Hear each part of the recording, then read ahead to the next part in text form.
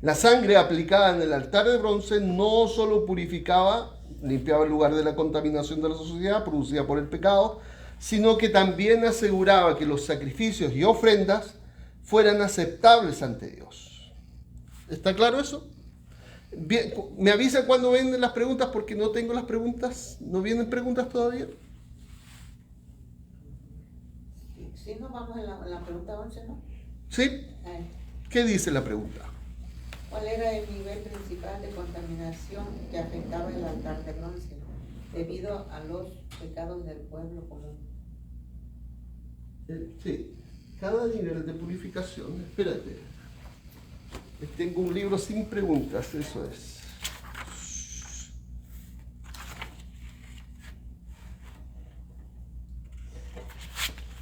Espérate, los sacerdotes quienes ministraban regularmente en el lugar santo requerían una purificación más profunda, ya que sus pecados contaminaban o ensuciaban directamente las cortinas y el altar de oro, lugares vinculados a la adoración diaria y a la intercesión por el pueblo.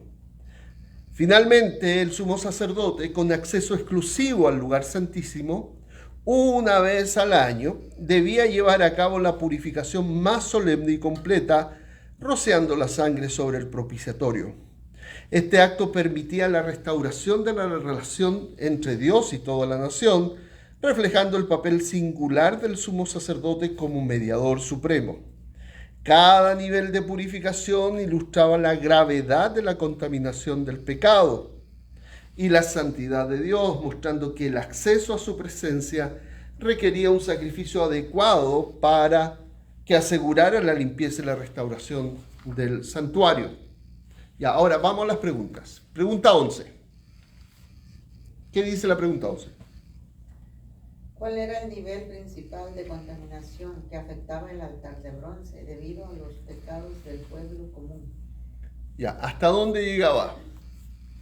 Hasta las cortinas. Lea la pregunta. ¿Cuál era el nivel? No, ¿cuál era el nivel principal de contaminación que afectaba el altar de bronce debido a los pecados del pueblo? El lugar santísimo, el altar de incienso, el atrio anterior, las cortinas del tabernáculo o el campamento completo. ¿Y cuál es la respuesta? El atrio exterior. ¿Por qué? Porque era como de nomás del pueblo, ¿no? Como hay que limpiar primero Exactamente. Cuando acá, acuérdense lo que dijimos. Si afecta acá, es porque la gente llega hasta acá. Entonces es el atrio exterior. ¿Ya? El patio de afuera. ¿Ya? Cuando es del pueblo común. Acá. Y ya, la siguiente pregunta.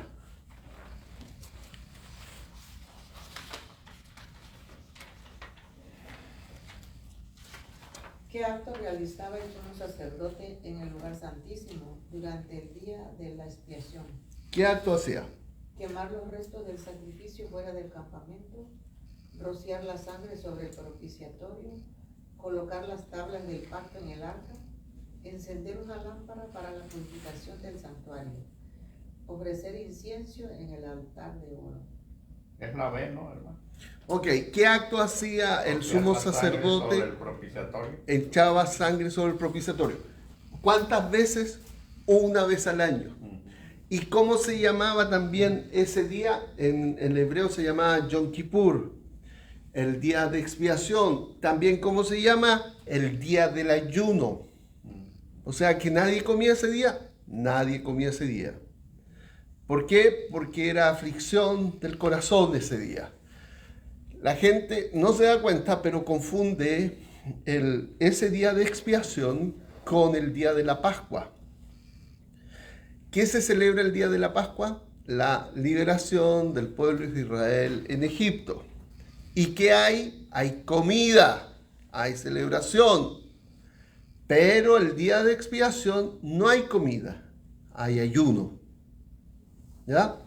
Entonces, ¿qué se toma? Se toma la sangre del animal, el sumo sacerdote, y entra ante el lugar santísimo una vez al año, echa sangre sobre el propiciatorio para purificar el lugar Luego sale y derrama el resto de la sangre sobre el altar de bronce.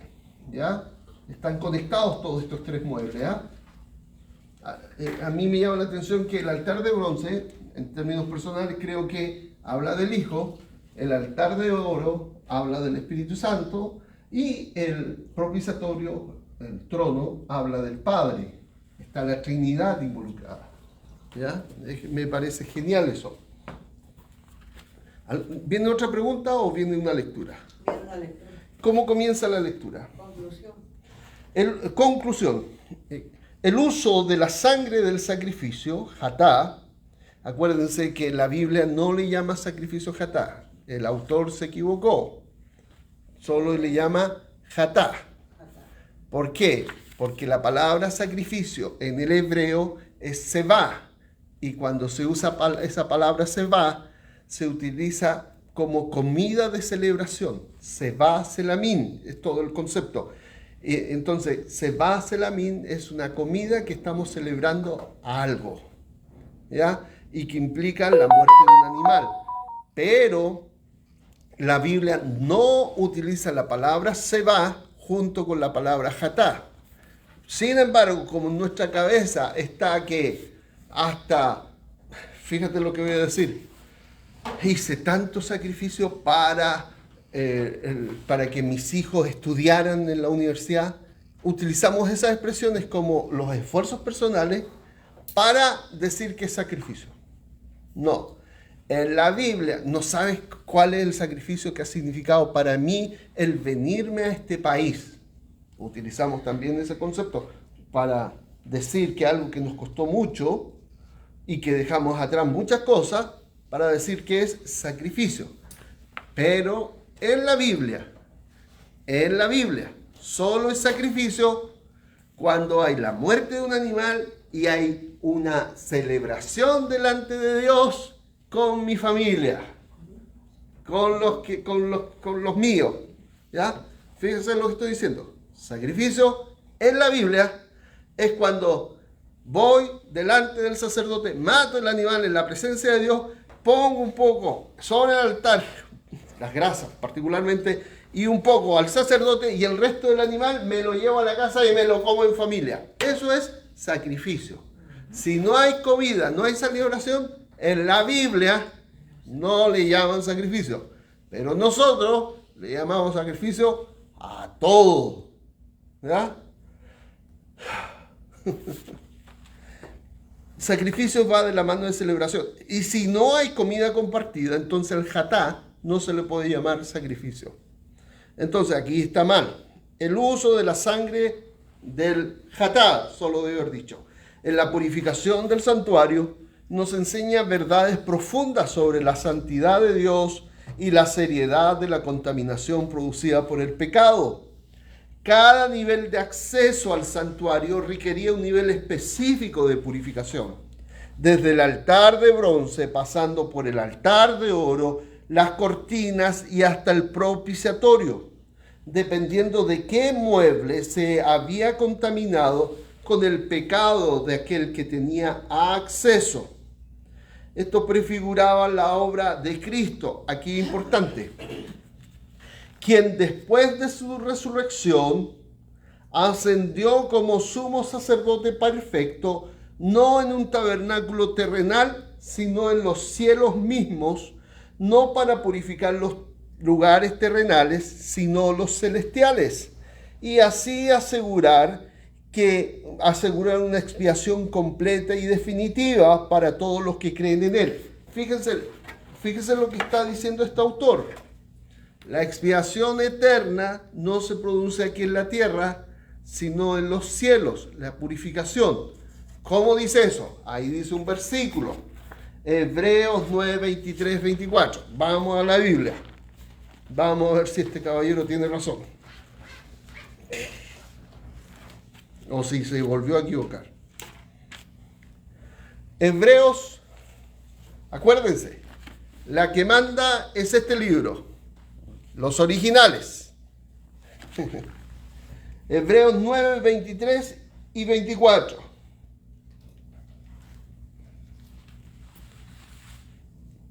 Por tanto, dice Hebreos 9:23, fue necesario que las representaciones de las cosas en los cielos fueran purificadas de esta manera, pero las cosas celestiales mismas con mejores sacrificios que estos. A ver, ¿qué está diciendo? ¿Alguien tiene la Reina Valera 60? Sí. Sí. ¿Qué dice ahí? A ver. Dice, fue necesario que las figuras de las cosas celestiales fuesen purificadas así, pero las cosas celestiales mismas con mejores sacrificios que estos. Ok, fíjense lo que está diciendo. Esto que está en el Antiguo Testamento, el tabernáculo, el lugar santo, el lugar santísimo, el altar de bronce, el altar de oro, el propiciatorio, esto que estaba en el Antiguo Testamento, eran purificadas con sangre, pero las cosas reales, porque estas eran figuras, no era la realidad celestial misma. Y hay una realidad celestial. Las cosas celestiales fueron purificadas. Las cosas celestiales con mejores sacrificios que estos. Porque, y acá fíjate, porque Cristo no entró en un lugar santo hecho de manos, en un lugar santo hecho por manos, una representación del verdadero. Entonces hay un lugar santo verdadero, ¿ya? Sino en el cielo mismo, para presentarse ahora en la presencia de Dios por nosotros, y no para ofrecerse muchas veces como el sumo sacerdote entra al lugar santísimo cada año con sangre ajena. La pregunta es, ¿dónde Cristo entra? Y aquí varias preguntas. ¿Dónde Cristo entra?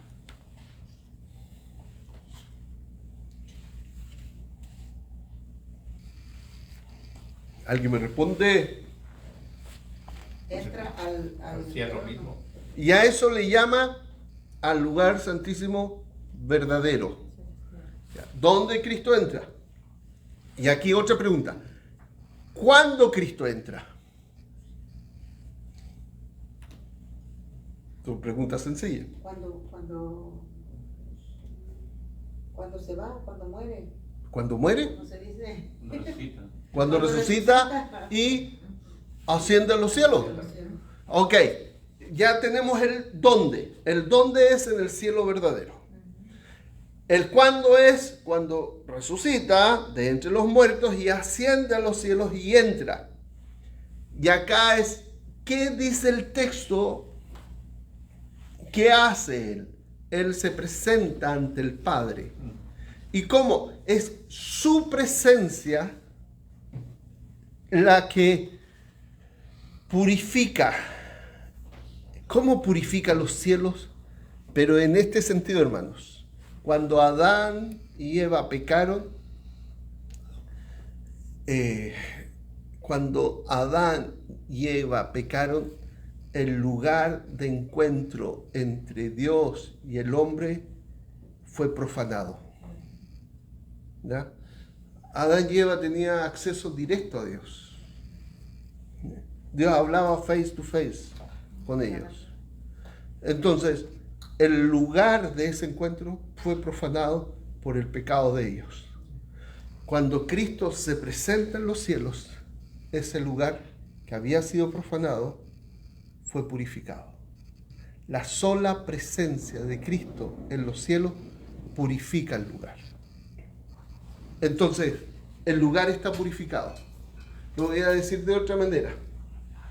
Y entonces, por la sangre del nuevo pacto, Él, establecida por su muerte, Él resucita, y al ser resucitado es establecido como el sumo sacerdote. Y cuando asciende a los cielos, este sumo sacerdote nuestro purifica el lugar, pero a la vez nos purifica a nosotros. ¿Ya? Porque acuérdense la pregunta que hice el domingo pasado. No, el miércoles hice la pregunta antes pasado. ¿Cuándo Cristo nos purifica? No, el miércoles pasado. ¿Cuándo Cristo nos purifica? Cuando nos convertimos a Cristo.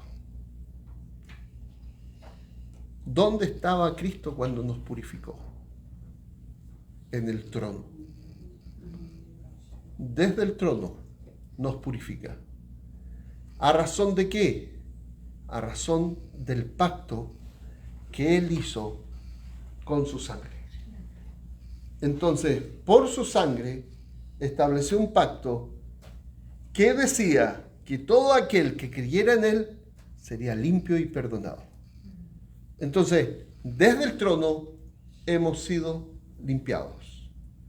Y todo lo que estamos hablando del lugar santo, del lugar santísimo, todo esto corresponde a algo que ocurre en los cielos. Cuando hablamos del sumo sacerdote, es una actividad simbólica del sumo sacerdote que es Cristo Jesús. ¿Ya? Fíjese de nuevo, Hebreos 9:24, es importante, porque Cristo no entró en un lugar santo hecho por manos, una representación del verdadero, sino en el cielo mismo, para presentarse ahora en la presencia de Dios por nosotros. Ok, entonces, todo esto que cuando el sumo sacerdote entra al propiciatorio, habla de que Cristo entra a la presencia de Dios mismo por nosotros. ¿A razón de qué? A razón de la sangre derramada en la cruz. ¿Ya? Sin la sangre derramada en la cruz no hay nada de esto. Es importante señalar que Cristo no podía actuar como sumo sacerdote. ¿Vienen preguntas ahora o no según el texto? ¿O no? ¿Después de este vienen preguntas? Ya, después de esto. Acá destaquen esto porque es importante, ¿ya? Es importante señalar que Cristo no podía actuar como sumo sacerdote mientras estuvo en la tierra, ni siquiera durante su muerte en la cruz. Según el modelo sacrificial del sistema sacrificial, la purificación y o expiación se llevaba a cabo en todas las áreas del tabernáculo, y esto era posible únicamente después de obtener la sangre del animal sacrificado. En el caso de Cristo, la actuación cual sumo sacerdote que lleva a cabo la purificación ocurre luego de su resurrección y ascensión, cuando entra al lugar entra al santuario celestial, al verdadero. Ahí otra vez el autor pone Hebreos capítulo 9, versos 11 y 12. Veamos qué dice Hebreos capítulo 9, versos 11 y 12. Pero cuando Cristo apareció como sumo sacerdote de los bienes futuros a través de un mayor y perfecto tabernáculo no hecho con manos, es decir, no de esta creación, entró al lugar santísimo una vez para siempre, no por medio de la sangre de machos cabríos y de becerros, sino por medio de su propia sangre, obteniendo eterna redención. Y acá otra vez la pregunta: ¿cuándo Cristo entra en los cielos? Pregunto, pero grullo. La respuesta está en la pregunta. ¿Cuándo Cristo entra en los cielos? Cuando Él muere y resucita.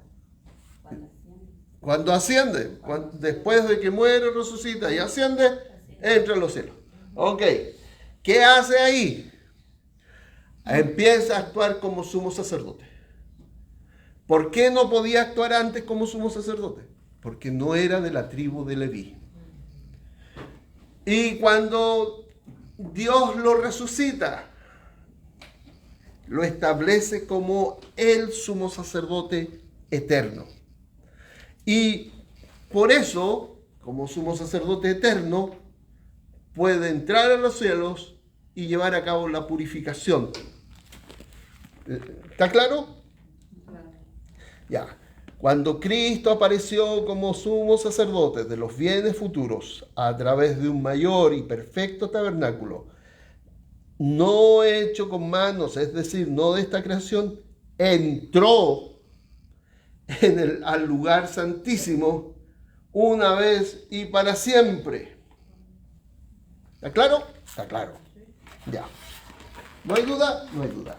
Ok, este acto supremo, por lo tanto, no es correcto interpretar la muerte de Cristo en la cruz como un acto simultáneo de sacrificio y actuación sacerdotal. Más bien, la cruz fue el lugar donde su sangre fue derramada como sacrificio del nuevo pacto y preparó el camino para que tras su resurrección y ascensión como sumo sacerdote glorificado, entrara al verdadero lugar santísimo celestial por su propia sangre. Nótese que dice por, no dice con, ¿ya? Para asegurar la expiación eterna. Y fíjense, el versículo 12 al final, lo que dice, sino por medio de su propia sangre, al final dice, obteniendo redención eterna. Ok, y aquí es simple la pregunta. ¿Cuándo obtuvo eterna redención? ¿Cuando murió en la cruz? Cuando resucitó y entró al cielo. Ok. ¿Por qué? Porque en la cruz se estableció un pacto. Ese pacto decía que iba a resucitar a Cristo Dios y que Dios iba a establecer un nuevo sumo sacerdocio y que Dios iba a permitir que este nuevo sumo sacerdote entrara en los cielos, purificara lo que había sido profanado por el pecado y que limpiara nuestras vidas, y que este sumo sacerdote iba a sentarse en la diestra de Dios. ¿Ya? Y cuando hizo todo esto, obtuvo eterna redención. Eso lo dice el versículo, ¿no? Ok. Entonces, cuando explicamos solamente todo desde la cruz, nos olvidamos de todo lo demás que después venía de la cruz. Entonces, este acto supremo demuestra que su obra como sacerdote comenzó plenamente cuando resucitado presentó el sacrificio perfecto en el santuario celestial para la purificación de las cosas celestiales. El versículo 12, entró al lugar santísimo una vez para siempre. Ok, los curas, los sacerdotes, cuando hacen la misa, ellos dicen que repiten el sacrificio de Cristo. El sacrificio de Cristo no se puede repetir, ¿ya? ¿Por qué? Porque el sacrificio de Cristo en la cruz fue un pacto que Dios hizo en base a la sangre de Cristo, y ese es el nuevo pacto. Y ese nuevo pacto establecía que Cristo iba a entrar en los cielos y sentarse a la diestra de Dios. Y eso ocurrió, su entrada en los cielos, sentarse a la diestra de Dios, ocurrió una sola vez. No es que vaya a morir de nuevo todos los domingos o todas las misas y vaya a entrar de nuevo en los cielos. Porque eso implicaría, si repetimos el sacrificio, implicaría que volvemos a repetir el sacrificio de pacto y Cristo tendría que volver a entrar en los cielos para volver a sentarse a la diestra de Dios. Y eso es ridículo. ¿Está claro? Está claro. Por eso hay que verlo todo desde esta mirada más amplia. Su muerte, su sepultura, su resurrección, su entrada en los cielos y su entronización. Todo esto tiene que ser los lentes por los que miramos la Biblia. Ahora vamos a las preguntas. La última es la 13. Ya. ¿Qué representa el uso de la sangre del sacrificio matá en la purificación del santuario? Un recordatorio de las leyes ceremoniales, la seriedad de las leyes del tabernáculo, la santidad de Dios y la contaminación causada por el pecado, La importancia del altar de bronce sobre otros elementos. ¿Cuál es la respuesta? La C. La C. ¿Qué dice la C? La santidad de Dios y la contaminación causada por el pecado. Ok. Acuérdense que los 10 mandamientos eran los límites del pacto. Si la gente rompía uno de esos 10 mandamientos, salían del pacto. Los pecados que estamos hablando acá son los pecados de tipo involuntario, básicamente.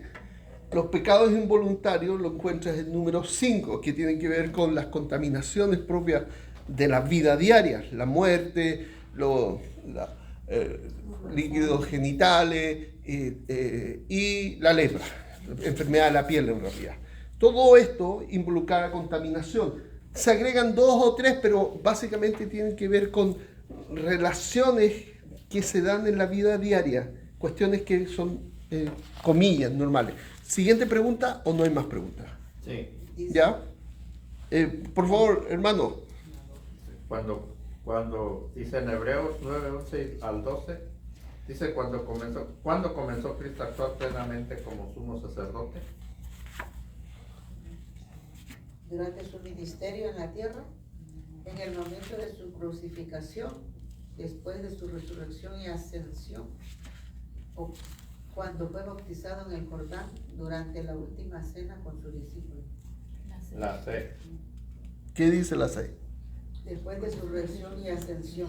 Ok, fíjense, para reafirmar esto, leamos Hebreos 7, por favor. Hebreos 7, 11. Ahora bien, si la perfección era por medio del sacerdocio levítico, pues sobre esa base recibió el pueblo la ley. ¿Qué necesidad había que se levantara otro sacerdote según el orden de Melquisedec y no designado según el orden de Aarón? Porque cuando se cambia el sacerdocio, también necesariamente ocurre también un cambio de ley. Pues aquel de quien se dicen estas cosas pertenece a otra tribu, de la cual nadie ha servido en el altar. Porque es evidente que nuestro Señor descendió de Judá, una tribu de la cual no dijo nada tocante a los sacerdotes, Moisés. Y esto es aún más evidente si a semejanza de Melquisedec se levanta otro sacerdote que ha llegado a hacerlo no sobre la base de una ley de requisitos físicos, sino según el poder de una vida indestructible. ¿Cuándo llegó Cristo a ser sacerdote? Ahí dice, por el poder de su vida indestructible. ¿Cuándo se manifestó que su vida, el poder de su vida indestructible? ¿Cuándo? Entonces, en la resurrección, Cristo, por el poder de su vida indestructible, llega a ser ese sumo sacerdote. Y nuevo sumo sacerdote, ¿por qué? Porque es simple esto. Nuevo pacto implica un nuevo sumo sacerdocio. E implica dar por viejo todo esto del Antiguo Testamento del tabernáculo para acceder al verdadero tabernáculo por el nuevo sumo sacerdote. Ok, vamos a finalizar.